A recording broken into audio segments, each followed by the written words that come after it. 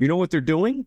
They're increasing their credit card balances at a rate, again, that we've never seen before. It's worse, worse than we've ever seen. So the younger generation, the entire population really hasn't gotten the message.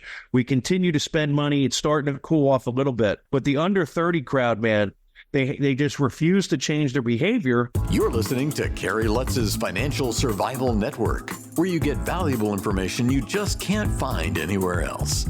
To thrive in today's trying times, you need the Financial Survival Network, now more than ever. Go to financialsurvivalnetwork.com and get your free newsletter and gift. Financial Survival Network, now more than ever. And welcome. You are listening to and watching the Financial Survival Network. I'm your host, Kerry Lutz. Well, hey, inflation, it's kind of like death taxes. Inflation is always with us. It's just that sometimes it's more noticeable than others. Like right now, how many of you are feeling the pinch? The higher prices at the gas pump, at the supermarket, when you get your mortgage statement, if you had to buy a house after rates started going up, you're feeling it, and you're feeling it really big. And hey, our good friend Paul Oster is here from betterqualified.com. Paul, hey, inflation's bad, but if you don't have good credit now, it's even worse, isn't it? Yeah, so you just hit the nail directly on the head, because it's not just interest rates, right? Insurance premiums. So homeowners insurance, your property insurance, your auto insurance, those things are all directly tied, property and casualty, directly tied to your credit score. They don't call it a credit score. It's called an insurance score, but it's based upon the same information that's used to determine your mortgage interest rate. So the cost of owning a home, and it varies when you start to look at everything, but the cost, for goods and services have risen so dramatically and so quickly that it's become cost prohibitive, especially for the younger population, to even purchase a home. So that's why there's literally, the real estate market is so stagnant. We've never seen anything like this again in our brief history here, because we've never had the perfect storm that we have right now. So it's not just the interest rates; it's everything else. Look at, we joked about it when it first came out, but the dollar store is no longer a dollar store; it's a dollar-ish store. Isn't it out of business? Didn't they go out because they can't? People didn't want to pay more than $1? Yeah, well, so we'll see what ultimately happens there. But look at the fast food chains, right? They're all trying to play catch up. And say, well, we better go back to the $2 menu, the $5 menu, because they were all, I don't want to say they were price gouging, but they were pushing the envelope during COVID, during the free money pandemic, during the really good times here. Retailers were pushing the envelope to see how much they could actually charge. What would the market bear, for a fast food hamburger? And they found that consumers were willing to spend a tremendous amount of money, relatively speaking, to what they were doing before COVID. Look at all the delivery services, the convenience services, DoorDash, Uber Eats. If you order something through those services, you're paying 10, 20% more than what you would if you drove, to the fast food chain. Sure. So all of those things combined now the retailers are also getting hit. They get hit with the cost of goods and services. All of their production costs are through the roof. So now they're trying to figure out a way to play catch up and go back to the consumer and say, hey, Kerry, we're sorry we put the hammer down on you for the past couple of years. Come back to us and we'll start to give you some discounts. Hey, I saw a shocking statistic, Paul. Fast food. I'm not a fan of it, but, on occasion, that's all there is. It's up 72%, like in the last 3 years, man. That's way worse than any other stated inflation other than energy, which 3.5 years ago was $1.80 a gallon. Now it's in the fours. I mean, man, how does that's enough to make you want to cook food at home, isn't it? Well, it should be, but unfortunately, again, what you're saying right now is spot on. You would think, and again, especially this younger generation, let's say folks that are under the age of 30, it's like they haven't got the message. They haven't changed their behavior. You know what they're doing? They're increasing their credit card balances at a rate, again, that we've never seen before. It's worse than we've ever seen. So the younger generation, the entire population really hasn't gotten the message. We continue to spend money. It's starting to cool off a little bit. But the under 30 crowd, man, they just refuse to change their behavior. And what that means is that they're just increasing their debt. You had the student loan deferment period end. That's starting to take its toll along with everything else. And that's the segment of the population. And we see it. Credit card delinquency. So credit card balances are increasing, at just a tremendous rate. But 30-day delinquencies, 60-day delinquencies are all creeping up very quickly. We see auto delinquencies starting to creep up. We see mortgage delinquencies, pre-foreclosures, and these are all the early indicators that the consumer is not even able to tread water anymore. I mean, forget about putting money into savings and all of that. Again, all that good stuff that was happening when there was literally free money being thrown around has now gone by the wayside. We were all hoping for at least one rate cut. If most people were hoping for multiple rate cuts during this year, 2024, we're lucky if we get one. So the average interest rate on a credit card is now close to 21%. It was 15% less than 2 years ago. Which was every time that high. Yeah. But what's happened is, average people that were paying 15%, and unfortunately folks with bad credit were paying close to 30%. Now you have average interest rate is just that much closer to the same as somebody with bad credit. So you're paying 21% to borrow money on a credit card. You're paying 29, 30% if you have bad credit. You're paying 29 to 30% on department store cards at this point in time. And again, most people have never had a lesson in how to manage credit card debt. They have no idea how daily compounding interest works. And I'll sum it up in a couple of sentences. Daily compounding interest means that your balance is going to increase every single day during the billing cycle.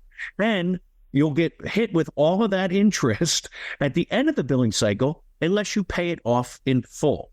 If you don't pay it off in full, your balance, you could cut the card up and not spend another dollar. At the end of the billing cycle, your balance will be higher than when you started the month. Every single day, it increases. So people have to understand how to get out of credit card debt. It's not easy, but it's certainly not complicated either. They just have to be willing to be disciplined and get themselves into a debt management plan. Yeah, so true. So true. I mean, Einstein always said he was mystified by the power of compound interest, and that guy was probably the smartest guy in the world, or certainly one of the top 5. So if I can't figure it out, how do you think you're going to figure it out? Just look at your credit card statement, right? But this is not sustainable here, Paul, is it? It is not. So what happens is, every financial transaction is based on emotion. And right now, again, we have all this pent up demand still. So people say, well, times are tough and things are rough. So I deserve the hot tub. I deserve to go on the cruise. I deserve, even though in the mental math that they do in 30 seconds, they know they can't afford it, but you know what? I have some room on my credit card. Well, you know what? I'll go on and apply for this buy now, pay later stuff. Affirm and Klarna and all these. That part of the economy has not even reared its ugly head yet. It's not factored in to the current credit card debt that we see, spiraling out of control. Once we get our handle on those facts and figures, it's really painting a bad picture for the average consumer right now. Yeah. Isn't that the truth, huh? Yep. So look, what do you do? So the message is clear for the young people. Look, if you need something and you have to put it on your credit card, that's different than buying something that you want, right? If you need a roof over your head, if you're, you got to replace a window, you have an emergency repair in your car, that's different than stopping at the convenience store every day. If you can delay the big ticket items, your durable goods, if you can delay that for 6 to 12 months, hopefully we do get a rate cut. Hopefully we do see the inflation continue to cool off a little bit and the prices of the goods and services will come down. So shop around, even with grocery shopping, whatever the percentage is supposed to be. Obviously it varies from household to household, but shop your pantry before you go shopping. Shop around before you go shopping. We did a thing that actually was down in Florida. I don't know if you and I had spoken about it, but I think it was Kroger. And they stopped their delivery services. They were looking to get rid of all these discounts. And, maybe it's time for consumers, if you've shopped around and you have a list and a budget, hopefully, to start with, go online and take a look. You might find that the place 3 blocks away has chicken for, $2 less a pound. It's on sale. So again, this is a very, very big change of behavior for most people. But if they don't change their behavior, and they don't, figure out how to do things differently, they're going to get themselves in trouble. So true, man. So true. And so you get it under control, but it's easier said than done, isn't it?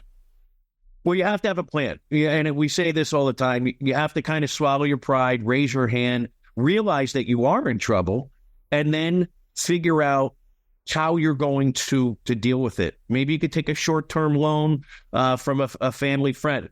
But if you have any balances on your credit card, it's got to be your number one focus, because if you're putting money into a 401k right now and you're earning, let's say 4 or 5%, it's gotten that part of this the economy has gotten a little better for the savers, but you're earning 4 or 5% over here, but you're paying out 30% over here. The math doesn't add up. So you have to, every dollar that you put towards credit card debt is like getting a 30% return in the market. So come up with a plan, figure it out. The first thing you have to do is stop spending. Maybe it's time to, get that second gig. You get a part-time job for a little while. You take every penny and apply it towards your credit card debt. There's only really 2 accepted ways to pay off credit card debt. The first one is you pay off the credit card with the highest interest rates first. Obviously, you got to pay the minimums on all your other cards. And then the other method, the snowball effect, is where you're paying off the balances, the smallest balances first and foremost. It gives you a good sense of accomplishment. It's a positive feeling for people. Does it work? A term for that, knockdown or something? Well, Avalanche is paying. We use Avalanche and Snowball. Avalanche is going after the highest interest rate. Snowball is, kind of the snowball effect. You're gobbling up the smallest ones as you roll along. Okay. But listen, Kerry, if you can't figure it out on your own, hire a company to help you. It's like hiring a personal trainer, right? So there are some tremendous nonprofit groups out there. They're credit counseling companies, debt management companies. You're going to pay them a management fee, but it's worth every penny in what they're going to be able to save you. Not to mention, they keep you on track, right? And they hold you accountable. But more importantly, they have much more leverage with the creditors. If you call your credit card company and ask for help, you're one person, right? These companies have thousands of clients. So their leverage is far greater than what we have. So they're able to get better terms and conditions. You're talking about principal balance reductions. You're talking about 0% interest while you're paying back those cards. So raise your hand, swallow your pride, ask for help. Obviously, do your homework. Not all, even if they're nonprofit companies, they're not all created equally. So you're going to get, you have to do a little homework and make sure you wind up with the best fit for you when you're researching these types of companies. Yeah. So the key is you got to do something. One thing that's really good about companies like yours is it creates effectively an accountability coach for that's it. Person. So, if you miss it, you're not going to beat them up, but you're going to say, hey, look, you're not achieving your goal here. You got to step this up. Don't go to Starbucks and don't, cook at home. Don't think you're saving money on fast food. And, hey, go to Costco for gasoline, whatever you need to do, right? But don't go shopping thereafter because you're just going to blow a lot of money and raise your credit card balance, right? Listen, one of the things we track every single month for every single client is their utilization ratio. And that's the difference between your credit card balances and your credit limits. And we track that like hawks because it's an indicator of where the client is. And if they continue to increase their utilization ratio, look, it's the second biggest factor. When we talk about credit scores, let's just take a step back. There's 5 factors. Payment history is number 1, right? Rightfully so. You pay your bills on time. You're going to have a better credit score than somebody who misses 30-day late payments, 60-day late payments. But the second biggest factor is your utilization ratio. And the credit score has nothing to do with your income. Your credit score has everything to do with how much credit you have available and how much credit you're using. Yeah. So we have to pay attention to that. Those two things combined are 65%, of the overall score. Then you have credit history, right? People ask me all the time, oh, should I close this credit card? Before you close a credit card, you should do a deep dive credit analysis to make sure it's not going to have a negative impact. In your mind, you would think there's no way that closing a credit card could actually hurt me. But from what we've seen over the past 20 years, it's the number one thing that can hurt someone besides late payments and collections and judgments and charge-offs. Closing a credit card, think about your utilization ratio. Whatever credit you had available on that card is wiped away. And whatever credit history you had for that account is also wiped away on the day you close it. So be careful about closing it. Then you have types of credit. There's really only 2: installment contracts and revolving. Your installment contracts are your mortgages, car payments, student loans where you have a fixed monthly payment. Revolving are your credit cards. And the last piece, is that new credit piece. And that's where your inquiries can hurt you. Look, there's a risk of only losing a couple of points for each inquiry, but people get themselves in trouble by applying for numerous cards. You buy a new house, or you're looking to get a house, or you're applying for a car and all this stuff. Those inquiries start to add up very, very quickly, and it can tank your score pretty quickly. So be careful about how many creditors you allow to actually pull a hard inquiry for your credit report. Hey, and let's not forget that when you go applying for new cards and you get new cards, that also dings your credit report, assuming you can get it, right? For sure. It takes about 6 months. We call it seasoning the trade line and the new account. So the new account is scary to the FICO scoring algorithm or the Vantage score algorithm because no one knows how you're going to manage this new debt. So if you open a new account, it's open, active, and positive.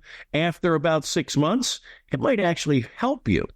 But in the beginning, make no mistake or doubt about it, you're going to lose some points just by opening that new account. This is why, we deal, we're very, very much referred within the real estate industry. Lenders and realtors and real estate agents, they cringe when they're going through the home purchase process and the borrower buys new furniture. As soon as they put the contract in on a home, they buy new furniture. They don't use their debit card. They don't pay cash. They open the line of credit with the furniture store because they're going to save 15 to 20%. Never, ever, fall for that trick. It's a marketing, the marketing geniuses put together those point of sale discounts for good reason. But that could actually, we've seen it destroy the home purchase process. Someone was not able to buy a home because they opened a new account. And it's not just one person. Unfortunately, over the past 20 years, we've seen it happen numerous times. They bought a new car. They got a new credit card, department store card. They co-signed for student loans. Those are all the types of things that can actually sink a real estate transaction. So consumers have to be careful. Yeah, careful with your credit. That should be the byword. And one little trick I saw was people that had the money and they don't have a lot of credit.